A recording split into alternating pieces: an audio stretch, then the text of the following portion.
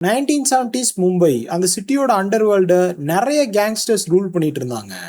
But யாருமே ஹாஜி மஸ்தான் அளவுக்கு பவர்ஃபுல்லா இல்ல. ஹாஜி மஸ்தான் ஒரு தமிழ் முஸ்லீம், இங்க இருந்து அங்க போய் மும்பையவே ரூல் பண்ணிட்டு இருந்தாரு. மஸ்தானோட கார்ல 5 லட்ச ரூபா பிளாக் மணி எடுத்துட்டு வந்திருக்காங்க. அதை ஒரு 19 வயசு பையன் வழி மறிச்சு திருட ட்ரை பண்றான். மரீன் லைன்ல இருந்து மலபார் ஹில்ஸுக்கு போயிட்டு இருந்த அந்த வண்டியை நிப்பாட்டி அதுக்குள்ள இருக்கிற பணத்தை சக்சஸ்ஃபுல்லா கொள்ளையடிக்கிறான். ஆனா அந்த சின்ன பையன் ஒரு பெரிய தப்பு பண்ணிட்டான். அது ஹாஜி மஸ்தானோட பணம் இல்ல, மெட்ரோபாலிட்டன் கோஆபரேட் பேங்கோட பணம். திடீர்னு இது ஒரு பேங்க் விஷயம்ன்றதுனால இது ஒரு மேஜர் போலீஸ் இன்வெஸ்டிகேஷனா மாறுது. அதை கண்டுபிடிக்கிறதுக்காக ஒரு குரூப் ஆஃப் போலீஸ் ஆபீசர்ஸ்லாம் அசைன் பண்ணியிருக்காங்க. அதுல ஒருத்தர் தான் இப்ராஹிம் என்ற ஒரு நேர்மையான போலீஸ் கான்ஸ்டபிள். சில நாட்கள்லே இப்ராஹிம் யார் இந்த கொள்ளையை பண்ணியிருப்பாங்கன்னு சொல்லி கண்டுபிடிச்சிட்டாரு. பேங்கோட பணத்தை கொள்ளையடிக்க தைரியம் வந்து கிரிமினல் வேற யாரும் இல்ல, அவரோட சொந்த பையன். அவரோட பையன் தாவூத் இந்த மாதிரி ஒரு விஷயத்த பண்ணிட்டான்னு சொல்லி அவர் பெரிய அதிர்ச்சிக்கு உள்ளாகிறாரு. அவரோட பையனாவே இருந்தாலும் போலீஸ் ஸ்டேஷனுக்கு இழுத்துட்டு போய் அவனை சீனியர் ஆபீசர்ஸ் முன்னாடி நிறுத்துறாரு. அந்த ஆபீசர்ஸ் முன்னாடியே தாவூதை போட்டு அடி அடின்னு அடிச்சிருக்காரு அவரோட அப்பா. அந்த இடத்துல அவனுக்கு கிரிமினல்ன்ற முத்திரை குத்தப்படுது. ஒரு சின்ன திருடனை திருத்துறதுக்காக கொடுத்த அடிதான் அது. ஆனா அதுதான் ஒரு பெரிய மான்ஸ்டரையே உருவாக்கிருச்சு. அந்த ஸ்டேஷனை விட்டு அந்த பையன் திருந்தி வெளியே வரல. இவ்வளோ பெரிய சம்பவத்தை பண்ணிட்டானேன்னு சொல்லி ஒரு பெரிய கேங்ஸ்டர் மாதிரி வெளியே வந்திருக்கான். அவனோட பேரு தான் தாவூத் இப்ராஹிம். சில டிகேட்ஸ்லயே அவமானப்படுத்தப்பட்ட அந்த டீனேஜர் ஒரு லோக்கல் ஸ்ட்ரீட் ரவுடியில இருந்து $6 பில்லியன் வச்சிருக்கிற ஒரு மிகப்பெரிய கேங்ஸ்டரா மாறுறான். இந்தியாவோட டெரரிஸ்ட் ஹிஸ்டரியிலேயே மிகப்பெரிய டெரரிசம்க்கு காரணமா இருந்தான். உலகத்திலே அதிகமா தேடப்படுற மோஸ்ட் வாண்டட் கிரிமினலாவும் மாறினான். அவனை புடிச்சு தர்றவங்களுக்கு 200 கோடி ரூபான்னு சொல்லி அறிவிக்கப்படுது. தாவூதோட லைஃபே ஒரு வித்தியாசமான அயனியில இருந்து ஆரம்பிச்சது. டிசம்பர் 26, 1955 அன்னைக்கு தாவூத் பிறக்கிறான். இப்ராஹிம்ன்ற போலீஸ் கான்ஸ்டபிளோட 2வது பையன் அவன். அப்ப லோக்கல்ல இருந்த நிரல் ஷான்ற ஒரு பாபா இந்த பையன் ஒரு பெரிய பணக்காரரா வருவான்னு சொல்லி அவரோட அப்பா கிட்ட சொல்லியிருக்காரு. அவனோட அப்பா இப்ராஹிமுக்கு ரொம்ப நல்ல பேர் இருந்துச்சு. ஒரு நேர்மையான அதிகாரின்னு சொல்லி பேர் வாங்கியிருந்தாரு. சுத்தி முத்திலுமே அவர் ஒரு மரியாதையான ஆளா அறியப்பட்டாரு. தாவூத் பிறந்ததுல இருந்தே கரீம் லாலான்ற ஒருத்தன் பெரிய டானா ஃபார்ம் ஆயிட்டு இருந்தான். பட் அவனுக்கு தெரியாது இந்த சின்ன பையன் தான் அவனை கொல்ல போறான்னு சொல்லி. கொஞ்ச காலம் தாவூதோட ஃபேமிலி ரொம்ப மரியாதையான வாழ்க்கையை தான் வாழ்ந்தாங்க. அவங்களோட அப்பா நல்ல வழியில முன்னேறலான்னு காட்டுறதுக்கு நம்பிக்கையை கொடுத்தாரு. கான்ஸ்டபிள் வேலை பார்த்து வர்ற சின்ன வருமானத்திலே தாவூத்தை இங்கிலீஷ் மீடியம் ஸ்கூல்ல படிக்க வச்சிருக்காரு. ஆனா 1966ல இது எல்லாமே தலைகீழா மாறிடுது.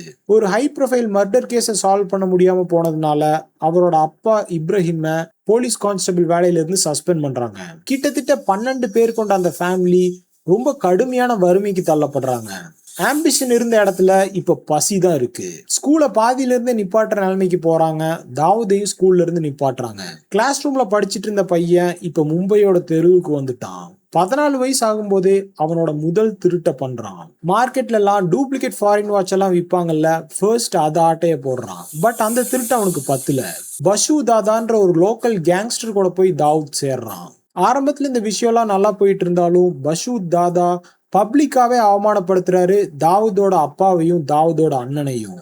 தாவூத் அதை பார்த்துட்டு சும்மா இல்ல, ஒரு பெரிய படையவே அழைச்சிட்டு போய் பஷு தாதாவோட என்டையர் ஆபரேஷனையும் முடிச்சுட்டு அந்த டெரிட்டரி அவன் கையில எடுத்துக்கிறான். தாவூத் அப்பதான் அவனோட முதல் பாடத்தை கத்துக்கிட்டான். இந்த மாதிரி லோக்கல் அண்டர்வேர்ல்ட ரூல் பண்ணோம்னா நமக்கு பயம்ன்ற விஷயமே இருக்கக்கூடாது. அப்படியே வருஷங்கள் போயிட்டே இருக்கு. லேட் 1970ஸ்ல தாவூதும் அவனோட அண்ணன் ஷபீரும் ஒரு லோக்கல் சிண்டிகேட்டே ஃபார்ம் பண்றாங்க. அதோட பேரு தான் டி கம்பெனி. அந்த டைம்ல தான் ஹாஜி மஸ்தான் பாலிடிக்ஸ்க்கு மூவ் ஆயிட்டாரு. அப்ப அந்த இடத்துல ஒரு வெற்றிடம் இருந்துச்சு. அந்த வெற்றிடத்தை ஃபில் பண்றதுக்காக தாவூத் பலவிதமான போராட்டத்தை கையில் எடுக்கிறான். அந்த கேப்பை உடனே ஃபில் பண்ணணும்னு நினைச்சவன் ஸ்மக்லிங், கிட்னாப்பிங், பிளாக்மெயிலிங் இது எல்லாத்தையுமே பண்ணா. அப்புறம் ரியல் எஸ்டேட்டையுமே கண்ட்ரோல் எடுக்க ஆரம்பிச்சிட்டான். ஆனா இந்த வேகமான வளர்ச்சி கரீம் லாலாவை பயங்கரமா கோவப்படுத்துச்சு. இந்த மாதிரி இல்லீகல் ஆக்டிவிட்டிஸ் எல்லாம் பண்றதுக்கு கரீம் லாலா கிட்ட வர்றதுக்கு பதிலா எல்லாருமே தாவூத் கிட்ட போக ஆரம்பிச்சாங்க. கரீம் லாலாவும் சும்மா இல்ல, அவங்கிட்ட பத்தான் கேங்னு ரொம்ப பவர்ஃபுல்லான கேங் இருந்துச்சு. அவங்க வைலன்ஸ்க்கு அஞ்சவே மாட்டாங்க. தாவூதோட கேங்க்கும் கரீம் லாலாவோட கேங்க்கும் நிறைய கிளாஷஸ்லாம் வர ஆரம்பிக்குது. அப்படி ஒரு டைம் கிளாஷ் வந்துட்டு இருக்கும்போது தாவூத் தனியா ஒரு இடத்துல மாட்டிக்கிறாரு. அப்ப தாவூதை போட்டு அந்த கேங் அடி பொழந்துடுறாங்க. புதுசா வளர்ந்து வர யாரும் நமக்கு எதிராக வரக்கூடாதுன்னு சொல்லி இது ஒரு பாடமாவே இருக்குன்றதுக்காக அவங்க பண்ணாங்க. ஆனா அந்த விஷயம் கேங் வார் இன்னும் ரொம்ப இன்டென்ஸ் ஆக்கிருச்சு. February 12, 1981ல இந்த பிரச்சனை முடிக்கவே முடியாத ஒரு இடத்துக்கு போயிருது. கரீம் லாலா புதுசா வளர்ந்து வந்த இன்னொரு கேங்ஸ்டர் கூட சேர்ந்துட்டு தாவூதோட அண்ணன் ஷபீரை பட்ட பகல்ல கொல்றாரு. இந்த கட்டத்துல தான் தாவூத் இன்னொரு விஷயத்த பண்றான். அவன் பண்ண இல்லீகல் ஆக்டிவிட்டிஸ் எல்லாத்தையுமே நிறுத்தி வச்சுட்டு போலீஸ் இன்ஃபார்மரா கொஞ்ச நாள் மாறி இருக்கான். எவ்வளவு பேரை கொலை பண்றாங்க, எந்தெந்த இடத்துல இல்லீகல் ஆக்டிவிட்டிஸ்லாம் நடக்குது, இந்த டீடைல்ஸ் எல்லாத்தையுமே தாவூத் போலீஸ்க்கு ஃபீட் பண்ண ஆரம்பிச்சிட்டான். இது நடந்துட்டே இருக்கிற டைம்ல கரீம் லாலா கூட இருந்த இன்னொரு கேங்ஸ்டரை போலீஸ் என்கவுண்டர் பண்றாங்க.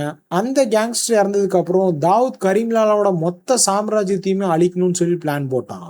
1984ல தாவூத் திரும்ப இந்த இல்லீகல் ஆக்டிவிட்டிஸ் எல்லாத்தையுமே ஸ்டார்ட் பண்றான். கரீம் லாலாவோட குடும்பத்தை சேர்ந்த ஒருத்தனை பலி மறிச்சு 19 டைம் ஷூட் பண்ணியிருக்காங்க. 2 வருஷத்துக்கு அப்புறம் லாலாவோட சொந்த தம்பிய தாவூத் இறக்கமே இல்லாம கொல்றான். பதான் கேங் டோட்டலா உடஞ்சிருச்சு. இப்ப தாவூத் தான் மும்பையோட அன்டிஸ்பியூட்டட் கிங்கா மாறிட்டான். மும்பையோட அண்டர்வேர்ல்ட்ல எந்த விதமான காம்படிஷனுமே இல்லாம இருந்ததுனால தாவூதோட வளர்ச்சி அசுர வேகத்துல இருந்துச்சு. கோடிக்கணக்கில் பணம் புரள்ற மாதிரி ஒரு சிஸ்டமே பில்ட் பண்ணி வச்சிருந்தான். மும்பை, குஜராத் முழுக்க அவனுக்கு ஒரு பெரிய நெட்வொர்க்கே ஃபார்ம் ஆயிருந்தது. எலக்ட்ரானிக்ஸ், சில்வர், கோல்டு இந்த மாதிரியான விஷயங்கள்லாம் பெரிய லெவல்ல ஸ்மகிள் பண்ணப்பட்டுச்சு. செல்வாக்கு ஏறிட்டே போக சொசைட்டில தாவூதோட இமேஜ் ஒரு தாதால இருந்து ஒரு எலைட்டா மாற ஆரம்பிச்சது. தாவூத் அடிக்கடி பப்ளிக்ல அப்பியர் ஆக ஆரம்பிச்சான். குறிப்பா கிரிக்கெட் மேட்சஸ் அப்போ இந்தியாவில் நடக்கிற எல்லா கிரிக்கெட்டையுமே ஒரு சூதாட்ட கேம் மாதிரி மாத்திட்டான். ஷார்ஜால 1986ல நடந்த இந்தியா பாகிஸ்தான் ஃபைனல் அப்போ தாவூத் கேஷுவலா இந்தியன் கிரிக்கெட் டீமோட ட்ரெஸ்ஸிங் ரூம்குள்ளே போறான். மேட்ச் ஜெயிச்சா ஒவ்வொரு பிளேயருக்குமே ஒரு டாடா கொரோலா கொடுக்குறேன்னு சொல்லி ப்ராமிஸ் பண்ணான். அப்போ அந்த டைம்ல கபில் தேவ்லா இருந்திருக்காரு. இந்த ஆள் யாருன்னு சொல்லி அவனை வெளியே அனுப்பிச்சிருக்காரு. ஆனா பாலிவுட்ல தாவூதை வெளியே போக சொல்ற தைரியம் யார்கிட்டயுமே இல்ல. முழுக்க முழுக்க பாலிவுட்டை கண்ட்ரோல் பண்ண இடத்துக்கே போனா தாவூத். எந்தெந்த ஆக்டரை கேஸ்ட் பண்ணும், எந்தெந்த நடிகைகளை கேஸ்ட் பண்ணுன்றதெல்லாம் முடிவு பண்ணா. ப்ரொடியூசர்ஸ்க்கும் எக்கச்சக்கமான ஃபண்டிங் கொடுத்தான். பட் அதை கடனா தான் கொடுத்துருக்கான். அதை திருப்பி கொடுக்கலன்னா விளைவுகள் ரொம்ப மோசமா இருந்திருக்கு. பணம் கொடுத்தவங்க ப்ராப்பரா பணத்தை திருப்பி கொடுக்கலன்னா அவங்க திரும்ப வாழ்க்கையில நிம்மதியா வாழவே முடியாது. அதிகமான வட்டிக்கு காசு கொடுத்ததுனால அவனும் எக்கச்சக்கமா சம்பாதிக்க ஆரம்பிச்சான். அவனோட இன்ஃபுளுன்ஸ் பாலிவுட்டையும் தாண்டி மற்ற இண்டஸ்ட்ரிக்கும் வர ஆரம்பிச்சது. இந்த விஷயத்தையும் நிறைய பேர் ஒரு ரூமரா சொல்றாங்க. பட் இது எந்த அளவுக்கு உண்மைன்னு தெரியல. இவன் பாலிவுட்டுக்கு நடிக்க வர்ற நிறைய பொண்ணுங்களோட உல்லாசமா இருந்துட்டு அப்புறம் அந்த பெண்களுக்கெல்லாம் பாலிவுட்ல வாய்ப்பு தர்றதுக்கு ஹெல்ப் பண்ணுவானாம். அப்படிதான் மந்தாகினின்ற ஒரு ஆக்டர் கூட அவன் அஃபேர்ல இருந்ததா சொல்றாங்க. துபாய் ஸ்டேடியம்ல அவங்க 2 பேருமே இருக்கிற போட்டோஸ் எல்லாம் பப்ளிக்கா லீக் ஆச்சு. அவனோட இல்லீகல் ஆக்டிவிட்டிஸ்மே தொடர்ந்துட்டு இருக்க 1986ல போலீஸ்க்கு வேற வழியே இல்ல. அவன் மேல ஏதோ ஒரு ஆக்ஷன் எடுத்தே ஆகணும். So police commissioner Suman murder மற்றும் ஸ்மக்லிங் சார்ஜஸ்க்காக அவனை அரெஸ்ட் பண்ண சொல்லி வாரண்ட் இஷ்யூ பண்றாரு. அவனோட கிரிமினல் கம்பெனியான டி கம்பெனியோட ஹெட் குவார்டர்ஸ்லயே ரைடு போறாங்க. பட் ரைடு போறப்பே தகவல் வந்துருது தாவூத் அரெஸ்ட் பண்ண போறாங்கன்னு சொல்லி தாவூத் அப்படியே துபாய்க்கு தப்பிச்சு ஓடிடுறான். அதுக்கப்புறம் தாவூத் இப்ராஹிம் இந்தியால கால் வைக்கவே இல்லை. ஆனா அவன் பண்ணதுலேயே டார்க்கஸ்ட் சாப்டர் இப்பதான் ஆரம்பிக்குது. என்னதான் அவன் துபாய்க்கு போயிட்டாலும் அவனோட இல்லீகல் ஆக்டிவிட்டிஸ் எல்லாமே மும்பைல தொடர்ந்துட்டு தான் இருந்துச்சு. பட் என்னதான் இருந்தாலும் நம்ம பக்கத்துல இருந்து பாக்குற மாதிரி வராதுல்ல. ஸோ தூரத்துல இருந்து பிசினஸ் ஆப்ரேட் பண்றதுனால அவனுக்குள்ளே நிறைய சந்தேகங்கள்லாம் வர ஆரம்பிச்சுது. அப்போ இந்தியாவில் அவனோட மொத்த ஆப்ரேஷனுமே பார்த்துட்டு இருந்தது சோட்டா ராஜன்ற இந்த ஆளு தான். ஆனா இந்த மாதிரி சோட்டா ராஜன் கையில எல்லா விஷயமே இருக்கிறது தாவூதோட இன்னொரு ஆளான சோட்டா ஷக்கீலுக்கு பிடிக்கல. ஸோ சோட்டா ஷக்கீல் சோட்டா ராஜனை பத்தி தப்பான விஷயத்த தாவூத் கிட்ட போய் சொல்லிக்கிட்டே இருக்கான். 1992ல தாவூத் பில்ட் பண்ண இந்த கிரிமினல் சிஸ்டம் கிராக் ஆக ஆரம்பிச்சது. தாவூதோட ரைவலா இருந்த அருண் கேங் தாவூதோட தங்கச்சி புருஷனை கொலை பண்ணிடுறாங்க. தாவூத் உடனே ரத்தம் சிந்த பழிவாங்கணுன்ற வெறியில இருந்தான். அந்த கொலையை பண்ண ஷூட்டர்ஸ் எல்லாமே மும்பையோட ஜேஜே ஹாஸ்பிட்டல்ல ஹை செக்யூரிட்டியில இருந்தானுங்க. அவங்களெல்லாம் கொல்ற வேலையை சோட்டா ராஜன் கிட்ட கொடுத்திருந்தான். பட் சோட்டா ராஜனுக்கு ஒரு தயக்கம் இருந்துகிட்டே இருந்துச்சு. இந்த ஆள் துபாய் போய் சேஃபா நம்மளை இது பண்ணு அது பண்ணுன்னு சொல்லிட்டு இருக்கான். இந்த மாதிரி போலீஸ் செக்யூரிட்டிலாம் இருக்கும்போது ஒருத்தனை கொன்னோன்னா நம்மள முடிச்சு கட்டிடுவாங்கன்னு சொல்லி அவன் வெயிட் பண்ணிக்கிட்டே இருந்திருக்கான். அவங்களை எங்கேயாவது சேஃபா எடுத்துட்டு வருவாங்க, அங்க வச்சு போடலான்னு சொல்லி தள்ளி போட்டாங்க. பட் தாவூதுக்கு வெயிட் பண்ற பொறுமை இல்ல. இந்த மாதிரி கிரிமினல் வேர்ல்ட்ல எல்லாமே பயம்தான். இப்ப மற்றவங்களுக்கு தாவூத் மேல இருக்கிற பயம் போச்சுன்னா தாவூதோட எந்த வேலையுமே எடுப்படாது. மற்றவங்க எல்லாருமே ஏறி மிதிச்சுட்டு போயிடுவானுங்க. ஸோ சோட்டா ராஜன் சரி வரமாட்டான்னு சொல்லி இந்த வேலையை சோட்டா ஷக்கீலுக்கு கொடுக்குறாங்க. இந்த மாதிரியான ஒரு டைமுக்கு தான் சோட்டா ஷக்கீலும் வெயிட் பண்ணிட்டு இருந்தான். சோட்டா ஷக்கீலும் ஒரு பெரிய கேங் அந்த ஹாஸ்பிட்டலுக்குள்ள இறக்கி அந்த கேங்கோட ஆட்கள் எல்லாத்தையுமே போட்டு தள்ளுறான். அங்கதான் டி கம்பெனியோட சிஸ்டம் எல்லாமே பிளவுபட ஆரம்பிக்குது. மேஜரா இருக்கிற ப்ராஜெக்ட்ஸ் எல்லாத்தையுமே சோட்டா ஷக்கீலுக்கு கொடுத்துட்றான் தாவூத். சோட்டா ராஜன் கொஞ்சம் கொஞ்சமா ஒதுக்கப்பட்டுக்கிட்டே வரான். அதுக்கப்புறம் ஒரு மாசத்துல முழு நாடுமே தீப்பிடிச்சு எரிஞ்சுது. டிசம்பர் 6, 1992ல அயோத்தியில இருக்கிற பாபர் மஸ்ஜித் இடிக்கப்பட்டுச்சு. முன்ன பின்ன நடக்காத அளவுக்கு மும்பையில கம்யூனல் வைலன்ஸ்லாம் பயங்கரமா இருந்துச்சு. அந்த மாதிரியான கம்யூனல் வைலன்ஸ்ல தாவூதோட டி கம்பெனிக்கு சொந்தமா இருக்கிற விஷயங்கள் எல்லாம் அடிச்சு நொறுக்கப்படுது. குறிப்பா தாவூத் இப்ராஹிம் அந்த இடத்துல டார்கெட் பண்ணி அவனுக்கு சம்பந்தமா இருக்கிற ஆபரேஷன் எல்லாத்தையுமே முடக்கறாங்க. இனிமே அவன் மும்பையோட கிரிமினல் அண்டர்வேர்ல்ட்ல எந்த விதமான ஆக்டிவிட்டியுமே பண்ணாத அளவுக்கு அந்த நிலைமை போகுது. இதுக்கு வெஞ்சன்ஸ் தேடிட்டே இருந்த தாவூத் ஸ்மக்லரான டைகர் மேமன் மற்றும் முகமதுன்ற இன்னொருத்தர் கூட சேர்ந்து எப்படியாவது பழிவாங்கியே ஆகணும்ன்ற வெறியில பாகிஸ்தானி இன்டெலிஜென்ஸ் ஏஜென்சி கூட பேச ஆரம்பிக்கிறாங்க.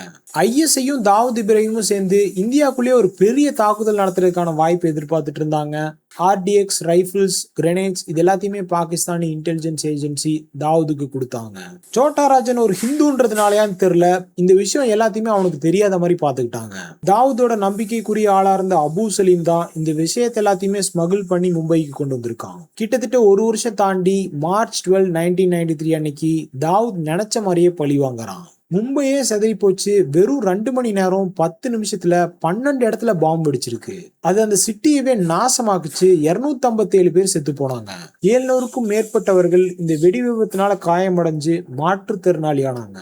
இந்த இடத்துல இருந்து தாவூதோட அடையாளம் மாறுது. அவன் மும்பையோட கிரிமினல் பாஸ் இல்ல, ஒரு குளோபல் டெரரிஸ்டா மாறுறான். அந்த பிளாஸ்டுக்கு அப்புறம் தாவூத் எப்படியோ பிடிக்கணும்னு ஆசைப்பட்ட இந்தியன் கவர்மெண்ட் துபாய்க்கு பிரஷர் கொடுக்குறாங்க. சோ அவன் துபாய் சேஃப் இல்லைன்னு சொல்லி பாகிஸ்தானுக்கே ஓடி போயிடுறான். அந்த டெரரிஸ்ட் அட்டாக் எல்லாமே மும்பையில இருந்த தாவூதோட கூட்டணிகள் எல்லாத்தையுமே உடைச்சிருது. சோட்டா ராஜனுக்கே தாவூத் மேல பயங்கரமா கோவம் வந்துருது.